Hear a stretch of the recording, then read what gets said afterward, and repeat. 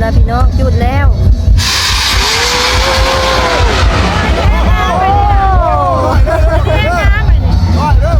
ป้าโตอยู่งออยู่ท้ายรถอีกใดงออยู่เหิงรถอีกใดนึกว่าเป็นผู้ใดอะนะมึงแต่ละคนพี่น้องจัดหนักจัดเต็มแต่งตัวนี่นะแบบอลังการขนาดเนาะอ้าวไม่ง่ายอันนี้คือนมญาติแน่อ้าวไม่ง่ายอันนี้บัดนมเป็นง่ายเฮงกับไม่ง่ายอันนี้นะมะพร้าวเอ้ยเจ้าเอาเราอีสวดเลยจ้ะจังแม่นแอลออนเซ็กซี่เลดี้มันวะเบิ่งเหรอใครได้สนอคนกินแต่เลแท้ออกอยู่ที่ทูพี่น้องอันนี้แต่งโตทีมนี่ก็คือแบบทีมผู้บ่าวอยู่วัดเลยนะนี่คุณล่ะนะแต่ละบางนี่มีซื้อได้พี่น้องเอ้ยประธานลูสมศรีอยู่มาดูดโอ้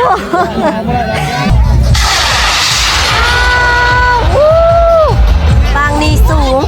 บางนี่งามขนาดเลย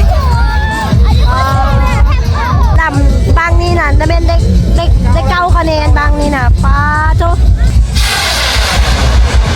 โอ้บางนั้นตกอยู่นานนึง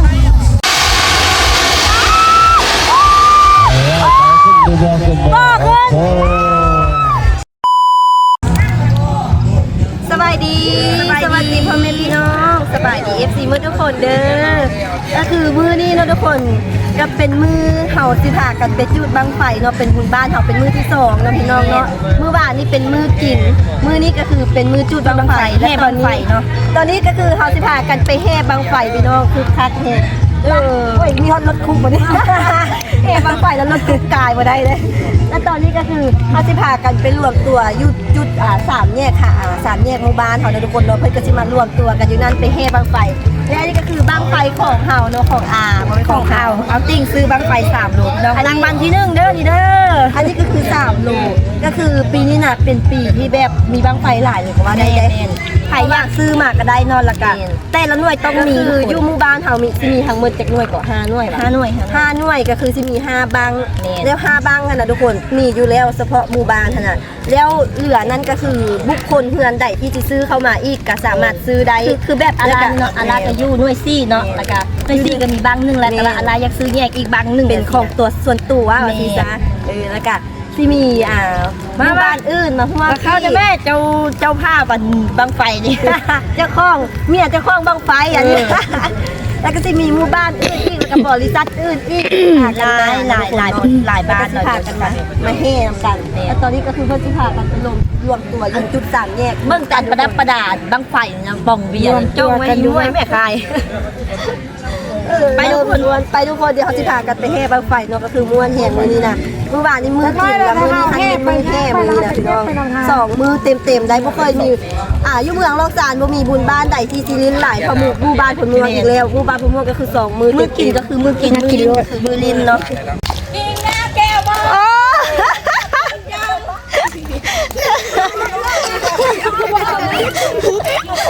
ตอนนี้เขาก็คือสิพากันมาแห่อยู่3 แยกในทุกคนไปแห่บังไฟนะไปเซิร์ฟบังไฟเอานอนนี่นะล้างบ้านกันนะเลิกได้แล้วนี่นะไปนั่นจุ่มม่วงนี่นะไปให้5 ข้าวบ่ดีนะอันแล้วเฮ้ยอีบอมจับบังไฟซัวสิไปฮอดวัดละเมนอีบอมเลือดตาแล้วเมล่าจะเบิ่งคนเฮ้ยจับบังไฟแล้วเบิ่งอันเฮาประดับประดาบังไฟเฮาก็คือแบบอลังการของผู้อื่นนะของผู้อื่นนี่บักงามบังไฟก็เอาทั้งนักจังซั่นโลดแหละเฮ้ยสาวเฮไปสิได้ไหมยังเฮ็ดมันเป็ดปลายมันยังบ่มียอดใส่สมุดห้องเวงกันแม่ห้องเวงได้แม่เฮ้ได้แม่แล้วจะสาวอยู่บ่นี่จะไปนั่นบ้านคนประเทื่อบ้าไฟยึกตาบ่ได้บ่รถมาแฮ่ได้แม่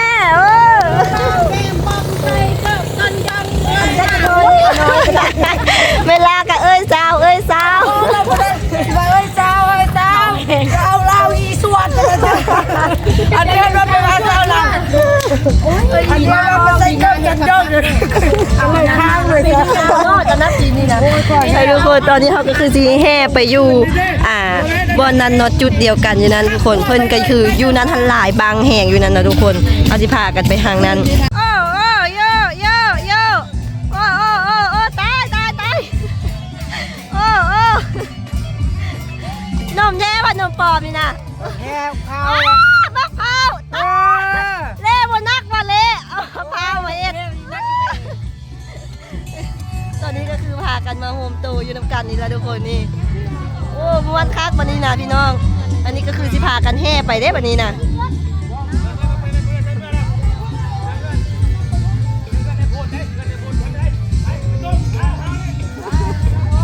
ทางนี้มีดนตรีได้ทางนี้นะม้วนได้ทางนี้ปลามือการแต่งตัวของแต่ละคนโอ้ยโอ้ยบังไฟแหกตาได้ตอนนี้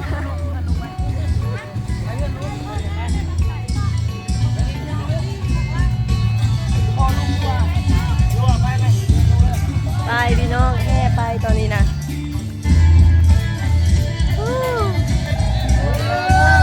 ทางนี้ก็มาเลยนะทางนี้ก็ได้ทางนี้ก็แม่นบางไฟบนเนาะทางนี้เนาะโอ้บางไฟอย่างบุญก็มาทุกคนที่พากันมาโฮมโตอยู่นี่แหละมาแล้วพี่น้องมาแล้วมาโฮมโตกันแล้ววันนี้นะโอ้มวนทางนี้ก็ได้นะทุกคนทางนั้นเพื่อนกะทิแห่ออกไปเนี่ยนี่ทางนี้ก็แห่เข้ามานี่นะสลับกันไปมาถ้าไปมาก็ไปเจอกันอยู่วัดวันนั้นนะทุกคนพูดทางนั้นอีกป้าลูกพี่น้องคัก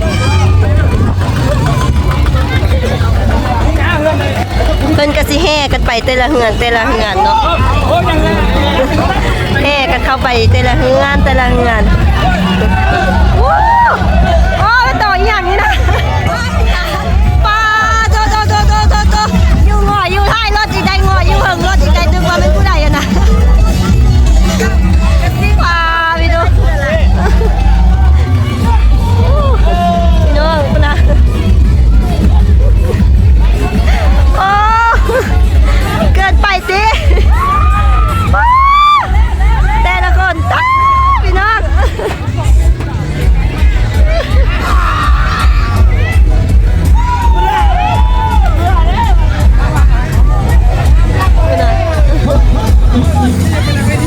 กุ๊กกิ๊กก็มาแห่มาดินะโอ้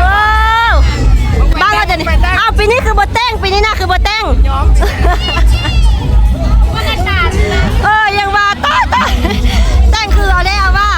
แต่งไม่รอดเนาะต้าเนาะที่โตงอยอยู่ให้รถแล้วใส่ผ้าสีเหลืองอีกได้โปรน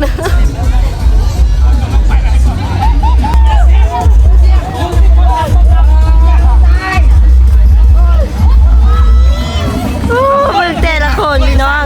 จัดหนักจัดเต็มแต่งตัวนี่นะแบบอลังการขนาดเนาะอ้าวไม่ง่ายอันนี้คือนมญาติแน่อ้าวไม่ง่ายอันนี้บัดนมเป็นง่ายเฮงไม่ง่ายอันนี้นะมะพร้าวแต่ดีแห่พากันแห่เข้ามาแต่ละเฮือนจะมีเลยทุกคนเอาเด้อเอา1 2 3มาไม่ตัวตอนนี้ก็คือพากันมารวมตัวก็คือที่ให้รูปแล้วก็เริ่มแห่ไปได้ปนี้นะพี่น้องครบนี่นะผู้เฒ่าผู้นุ่มเล็กน้อยวัยรุ่น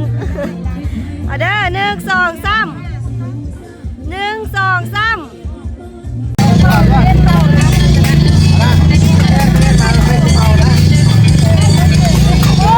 แห่ได้แม่อันน้อยเซิร์ฟมาเลยนะ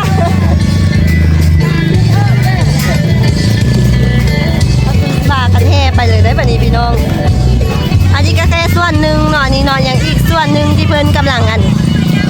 เข้ามาเนาะก็คือบางคนก็ออกไปแห่อยู่นอกคุณมาแต่เฮาก็คือสิเอากลางเครื่องนี่แหละไปเลยพี่น้องคุณนะเย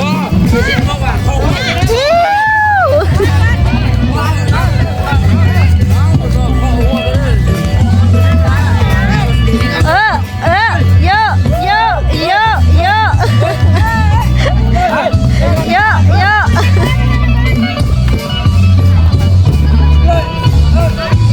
ปาจิโทนึกว่าผู้สาวที่ได้มา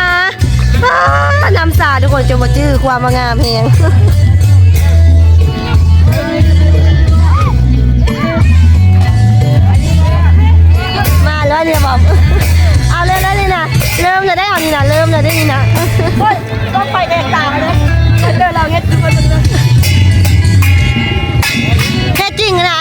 ไปอยู่ข้างหน้าบ่แม่นอยู่ข้างล่างแพ้ ทางนี้ก็แห่มาได้ทุกคนอันนี้แม่นบางไฟบูว่าบางไฟทางบ้านใดอันนี้นะน่าจะแม่นคอนวัดเพิ่นว่าเนาะอันนี้ก็คือบางไฟบ้านเฮาอย่างนี้นะ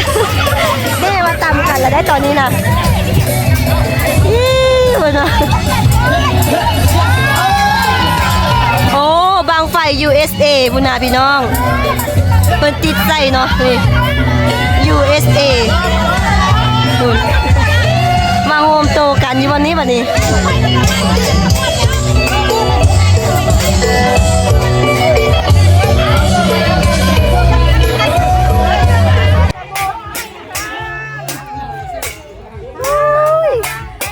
อันนี้แหละยุคบุกเบิกบางไฟแรกๆรุ่นแรกตัวนี้นะนี่ต้องเป็นจังซี่แตกโตนะแต่ละคนนะจังซี่ทุกคน ผู้เฒ่ากระบอกผู้เฒ่าได้อยู่หมู่บ้านนะทุกคนม้วนแหงได้นี่นะคุณนะ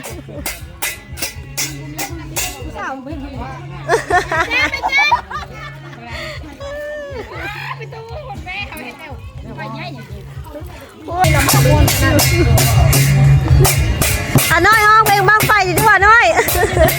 เข้ามาติมาไม่ต้องต้นนี่เราก็ว่าเป็นได้แต่ตรงนี้พอทางไม่ให้กระบังไปยาพอเสียพอบอกกับป้านนี่บ่ลงเสียพอบอกกับป้านนี่บ่ลงเขาลงกับไปน้ำเอาบูดไปน้ำเอาบูด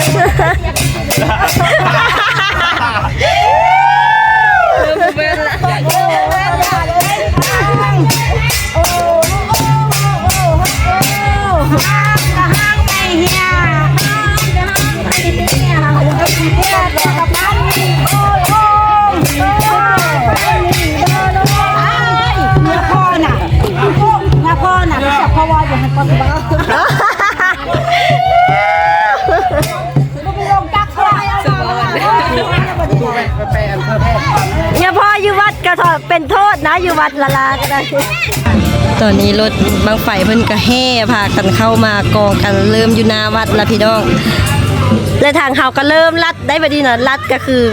ลัดเด็บนอกไม้เนาะทุกคนเนาะสิเน็บแบบนี้คือแบบนอกบอมอย่างสีทุกคนนี่เพิ่นก็สิปักแล้วก็ผู้ใดสิทานเท่าใดก็ทานเนาะแล้วเพิ่นก็สิเก็บเงินสิทานน้อยทานหลายก็แล้วแต่ก็คือปักดอกไม้ให้ก่อนเข้าวัดเนาะทุกๆปีก็สิมีประมาณนี้ทุกคนนี่เริ่มลัดไว้ได้ทางเฮานะเพลงอันนี้ละตัวโอ้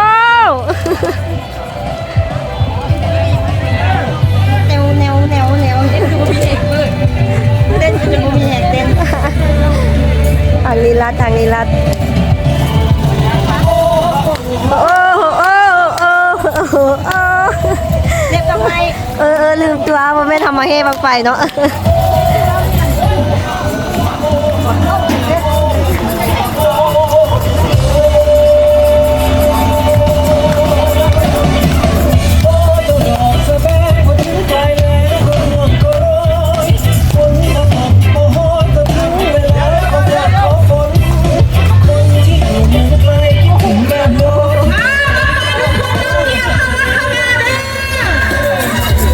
บางไฟทุกคนเตรียมเข้าวัดเข้าว่า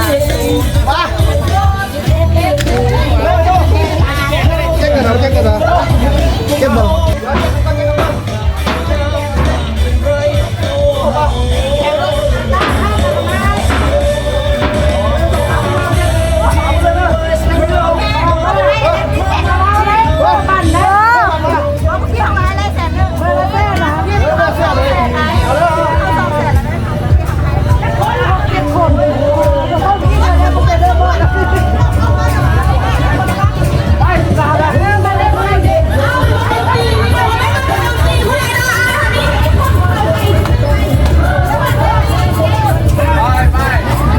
บางแรกได้ที่เนี่ยเข้าวัดเป็นบ่อนี้นะโอ้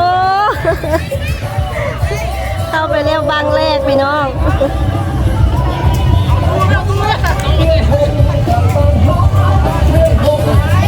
มันกำลังพากันมาเป็นตะทืดจุบุญเนาะ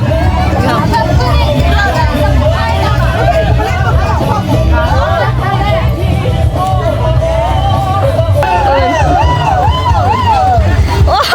รถเข้าเลยได้ที่นะ นเข้าเลยเลยนะต้องแนบใส่รถอีแตนในตัวนี้นะรถอีแตนกับเข้าเด้เดี๋ยวยิงให้น้องพี่น้องพร้อมใจนะ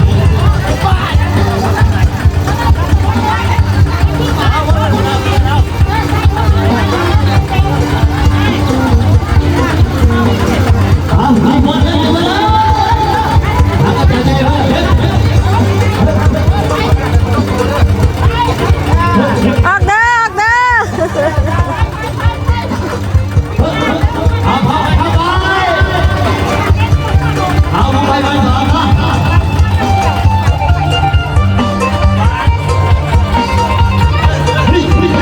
เข้าวัดแล้วพี่น้องเฮเข้าวัดแล้วตอนนี้นะ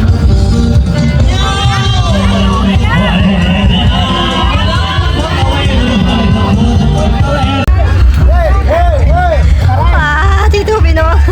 อันนี้แต่งโตทีมนี่ก็คือแบบทีมผู้บ่าวอยู่วัดเลยนะนี่นะทีมนี้พวกปีไพกล้าเฮ็ดว้าว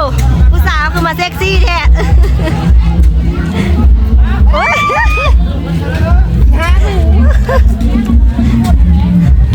ตอนนี้ก็คือ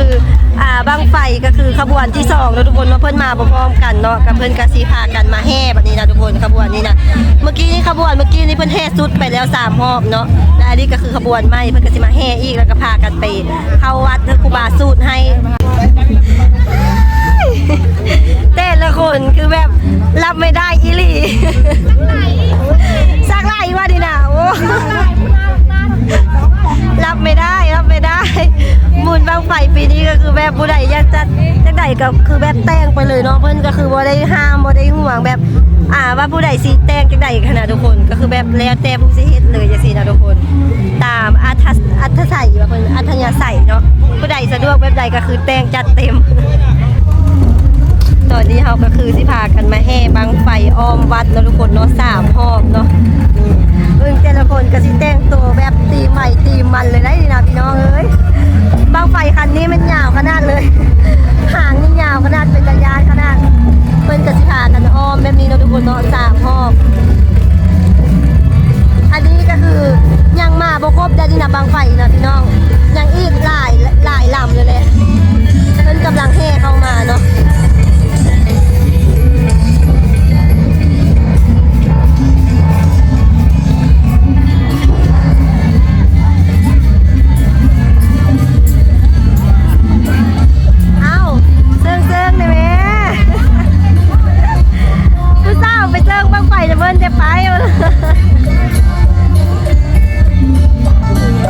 ยังมาบ่ครบเลยนะพี่น้องมันจะแห่อ้อม3 ปากเนาะเด้โอพากันแต่งโตได้แม่งามขนาดเลยนี่นะป้าดิโน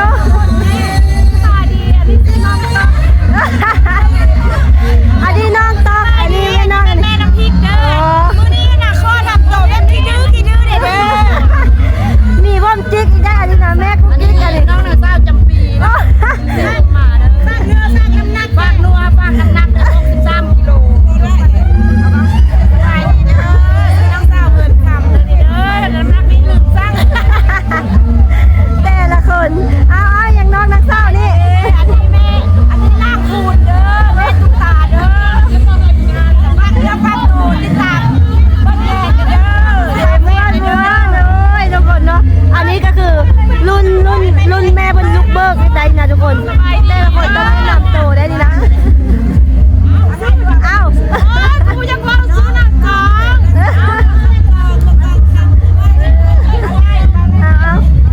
เอา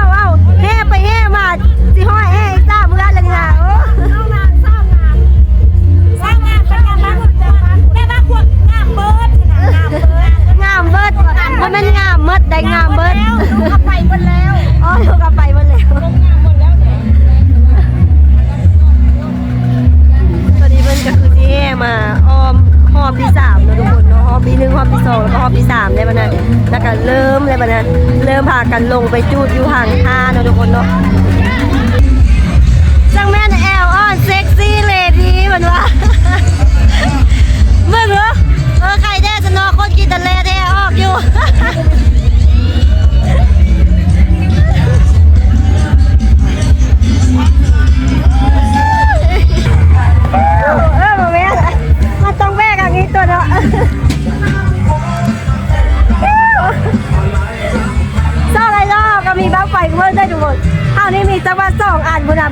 เทียบเท่าใดโยมาแห่นะเพื่อนยุคเก้าพี่น้อง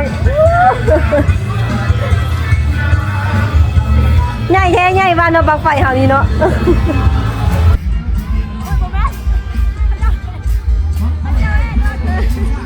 มันเบาเลยตอนนี้ก็คือพากันแห่แล้วเนาะพี่น้องเนาะเอาอันนั้นก็คือพากันที่มาอยู่จุดนี้เนาะทุกคนเนาะก็คือที่มาลงทะเบียนหลังจากนั้นก็สิไปจุดลงทะเบียนนี่ก็คืออาจจะมีการแข่งขันเนาะลงทะเบียนเนาะเพราะว่าอันได้ยินมาแววๆว่ามีเต้ละหน่วยเด็กทุกคนแล้วก็บุคคล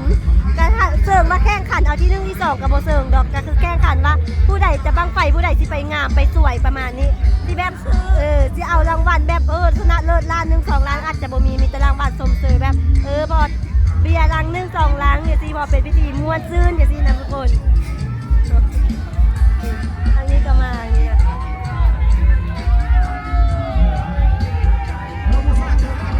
อันนี้เป็นบังไฟไฟฟ้าอันนี้นะกองไฟโคไฟฟ้ามาตีมปีใหม่เราตีมปีใหม่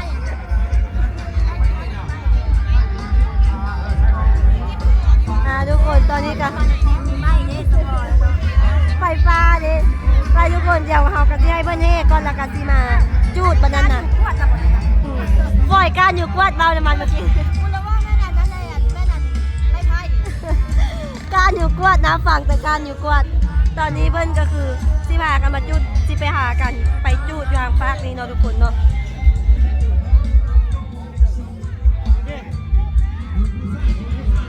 บาง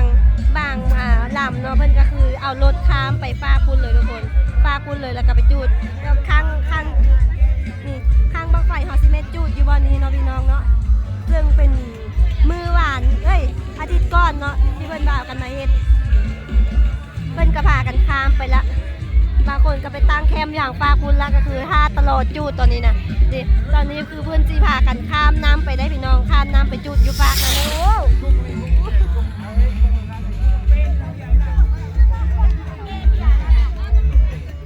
จูดดูล่าสุดเพื่อนมายากบังไฟกูเกือบหักบอกว่าเอาเงินมา3,000ที่ใช้ให้บุญยอมบอกอยากได้ฟรีไปแล้วไปผู้เดียวเพิ่นแล้วอุ้ยบางไฟไอ้ถึงน้ำเลยไอ้อุ้ยบางไฟถึงน้ำ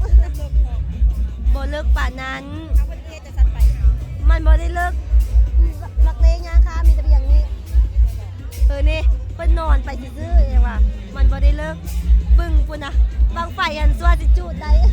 จุ่มน้ำไปแล้วชั่วโมงนึงละเพื่อที่ไปบูชาก่อนบางนี้นะทุกคนก็คือจุดบูฟ้าแทนเทวดาเนาะขอฟ้าขอฝนตามมีของประเพณีอะไรพี่น้องตอนนี้เพิ่นก็คือจะเอาขึ้นไปจุดบูชาก่อนบางไฟน้อยของเฮาที่เฮาแห่อ้อมวัดเมื่อกี้นี่ทุกคน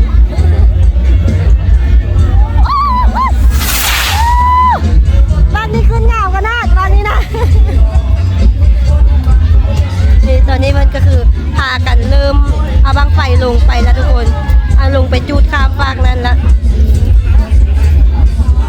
ก็จะได้พากันข้ามน้ำไปได้เพราะว่าแต่ละปีเขาก็คือต้องจูดข้ามฟากน้ำไปเนาะ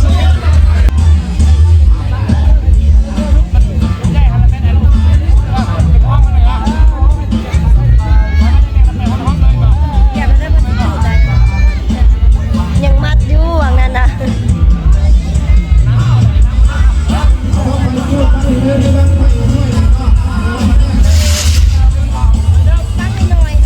จุดแห่งเนาะบางน้อยเนาะบางน้อยนี่แห่งก่อนโอ้ยไปบ่ทันซ้ำพี่น้องเลยโอ้ยอันนี้คือจุดบูชาตกใจเลยเมื่อกี้มือลั่นเต้ไปได้เองเลยนะป้าสุดยอดบางนี่บางบูชาอยู่นะไส้สนุนกับแบบยาวขนาดบ่แปลกใจที่เพิ่นจุ่มน้ำลอยน้ำกันเป็นไส้ไฟแบบไส้อันนี้มันลอยมันสั้นแล้วก็การจุ่มเอาต่อไฟคุณโดดน้ำแล้วพี่น้องคุณน่ะไอ้หดบ่ไอ้ใช่เอาสัมภาษณ์เดี๋ยวดูบางไฟแต่ละบางไม่มีซื้อว่าจังเดือเด่นนี่ ชื่อว่าอันนี้คือ อันนี้บางฮะประธานลูกป๋าบ บางไฟประธานลูก อันคุณหูแบบประธานรุ่นป่ะแล้วพันในส้มซี่ทั้งนั้น บางนี่กำลังไปเม็ดส้มจี้ อันตัวบางนี่ยมรูด บางนี่มันยมมาทูด ไม่แล้ว ปลา อันนี้บ้านประธานลูกทุกคนน่าจะคุ้นหูเนาะประธานลูกน่ะคุ้นป่ะนะ แต่ละบางนี่มีซื้อได้พี่น้องเอ้ยประธานลูกส้มจี้ยมมาทูดโอ้ซื้อกับแบบอลังการขนาดตอนนี้ก็คือส้มซีกำลังไปจูดเราทุกคนเนาะ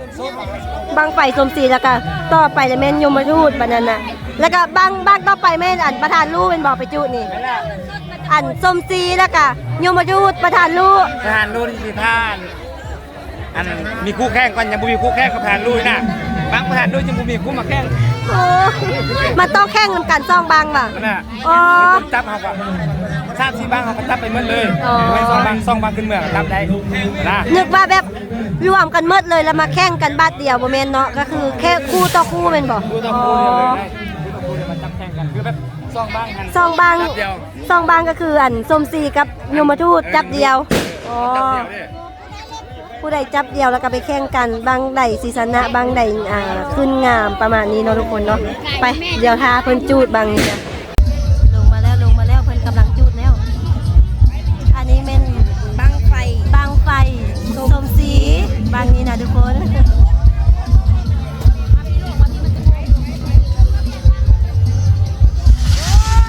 บางนี้คือใหญ่หมดคิดว่าเป็นบางนี้คือโอ้แตกละบางนั้นน่ะบางไฟน้อยบ่แม่นบางไฟใหญ่บางไฟน้อยบางไฟ15,000บางไฟ2ขีดเหรอ1ขีดสุดจัก2ขีดกับไม้อันนั้นไม้อันนึงบ่ไม้กันพาไม้กันยุการฟอย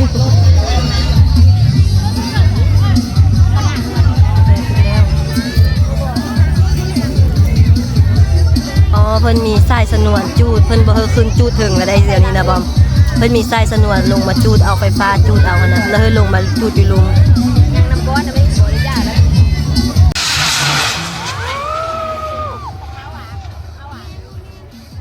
บางไฟสมศรีคืนสวยมากมาเบิ่งบัดเนี่ยมาเบิ่งอันต่อไปแล้วแม่นอันยมทูตต่อไปบางยมทูตบัดนี้ทุกคนบางนี่คืนสวยมากบางนี่เด็กยมทูตเนาะบางนี้เนาะก็คือบางนี่เป็นบางที่สองเนาะทุกคนในการแข่งขันชื่อบางนี่ชื่อบางไฟบางนี่บางยมทูตแข่งขันเป็นบางที่สอง วางเสาไฟของป้าบางนี่สิตกสิเด้อนี่น่ะลูกยมทูตป้าอู้เบิ่ง ขึ้นไปออก เบิ่งลงมา ออกแค่ โบเฮ็ดเว้ยเด้ลงมาแล้วอู้ลงตกสิเด้อนี่เนาะโอ้ลงมาแล้วว้าวเป็นอย่างสวยมากจัดตกสิเด้อตอนนี้น่ะจางเลยป้าสุดยอดบางเดือนนี่น่ะส้มซีกับยมทูตนี่บางเดือนที่เข้าแล้วกันนี่น่ะสุดยอดต่อไปบัดนี้นะทุกคน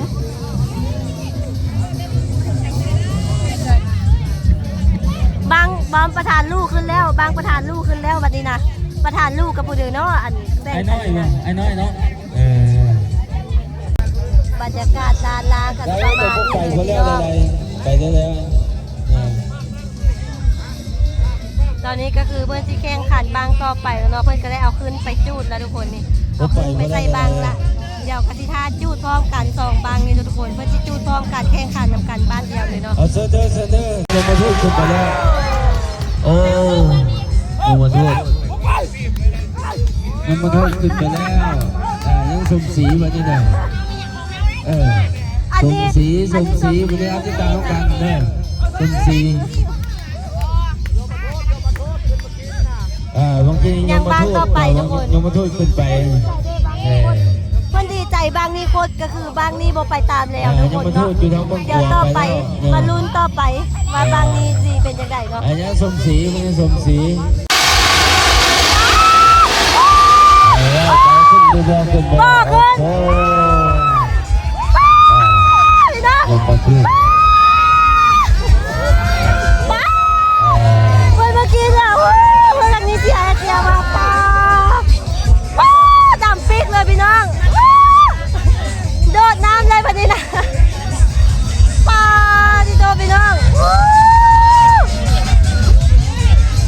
แต่ว่าระวังยมทูตกับสมศรีนี่เป็นยมทูตสนะเด้อยมทูตขึ้นเนาะ ไฟไหม้ข้างเลย ขึ้น ป้า สูงตัวเจิด ไฟไหม้ข้างเลย ขวาแต่ว่าสมศรีนี่คาอยู่ มัด ข้าง แหงโบด อ้าว มัดแหงโบด คณะฮับพิซอบนักกีฬาสมศรีลงน้ำเด้อเอาคณะฮับพิซอบนักกีฬา จุดลังไฟไปเอาไปกินข้าวต้มไป มีแต่เงินรางวัลอยู่นี่นะ คนอื่นจุดลังไฟจะขึ้นบ่ขึ้นค่ะบุ้งเนาะตอนนี้เขาอยู่เตา ผู้ก่อนเอาแต่บังไฟที่มาแข่งขันกันเด้อเวลา ตอนนี้ก็คือเพิ่นเอิ้นว่าเด้อก็เพิ่นเอิ้นว่าเด้อสาธุมื้อแรงนี่เด้อมื้อแรงเด้อสาธุโอ้มันมาบอกเลขคิวขนาดเลยนะนี่นะทุกคน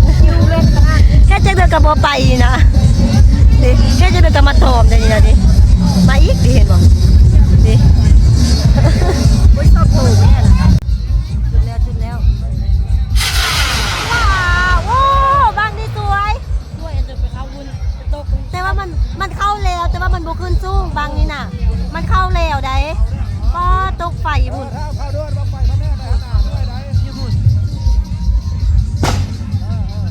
ว้าวสุดยอด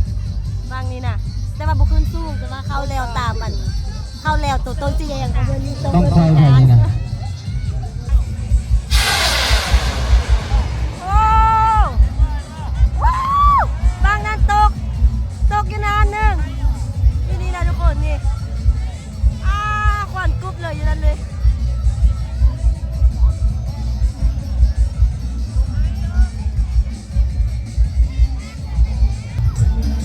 บางไฟบางโยดขนาดเลยพี่น้องพุ่นน่ะเอารถเกณฑ์พุ่นน่ะมาแห่เลยสุดสีเหลืองอีกได้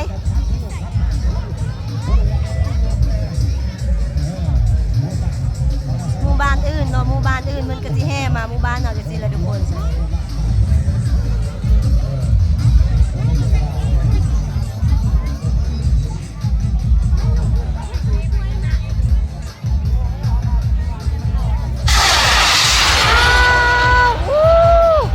บางนี่สูงบางนี่งามขนาดเลยเอาหอบไปเต็มเลี้ยวมาสั่นคุณ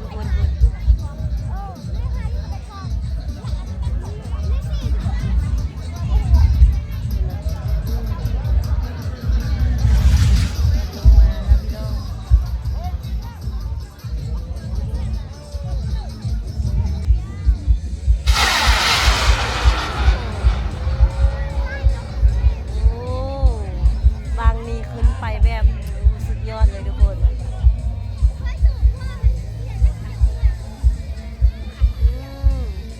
ลงมาละ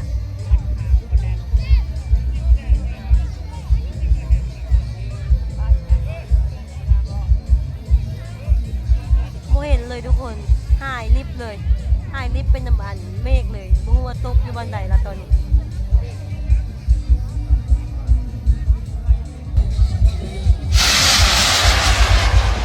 ว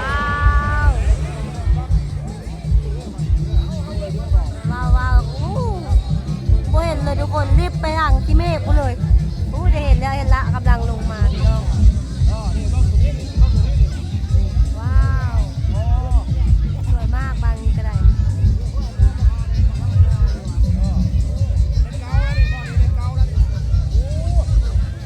ฟังกรรมการมาทุกคน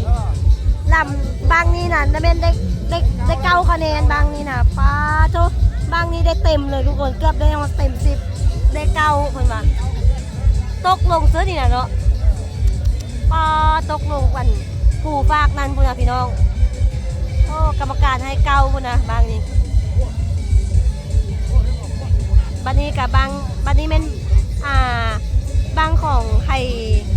คอนบัตเนาะทุกคนเนาะกำลังสิขึ้นบัดนี้นะเป็นกำลังจะเอาขึ้น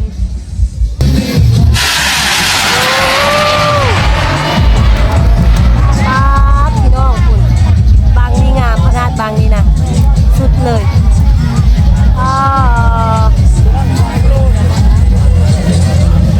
กำลังไล่มา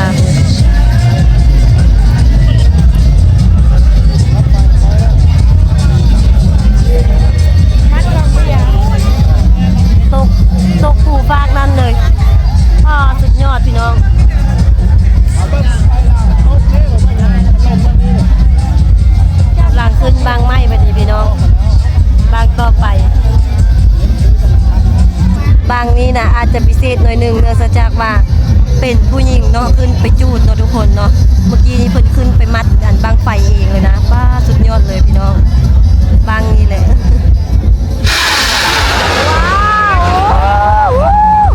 ว้าว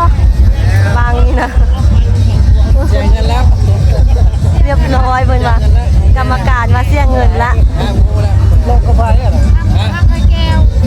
ไม่ลงดิ อ๋อพี่น้อง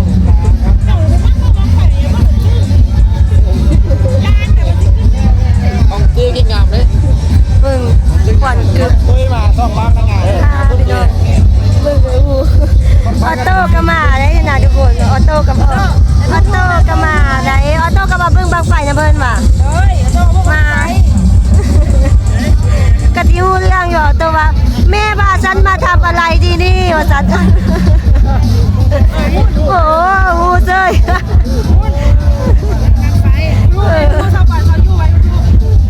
ดู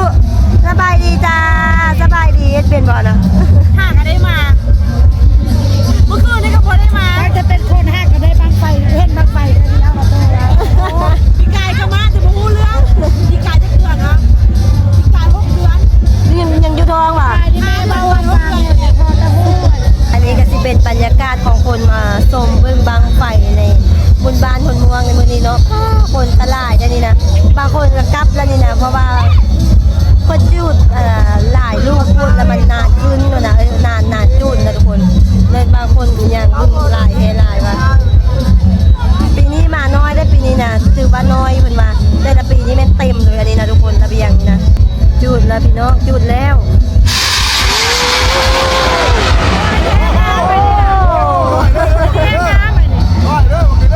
ป้า